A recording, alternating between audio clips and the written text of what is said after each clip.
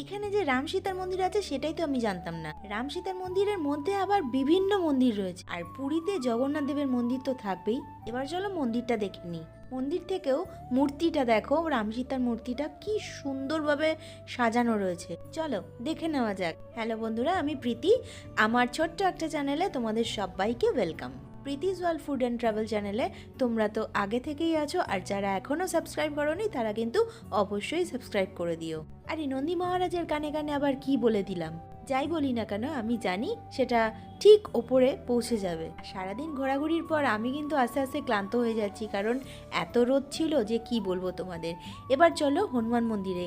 হনুমান মন্দিরে কিন্তু বেশ লোকজন ছিল, আর মন্দিরটা কিন্তু খুব ছোট্ট একটা মন্দির ছিল, ততটা বড় ছিল না।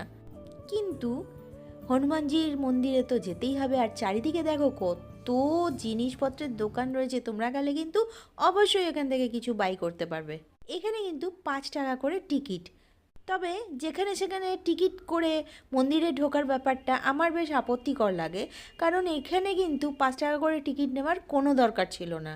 এক রাউন্ড ঘোরার পরেই কিন্তু মন্দিরটা জাস্ট কমপ্লিট হয়ে গেল। যাই হোক, তোমরা ভিডিওটাকে লাইক করে দিও, ফলো করে দিও আমাকে, আর অবশ্যই চ্যানেলটাকে সাবস্ক্রাইব করে দিও। দেখা হচ্ছে আবার নেক্সট ভিডিওতে। আজকের মতো এটুকুই। পরের ভিডিওর জন্য একটু অপেক্ষা করো। ওকে, টাটা, বাই।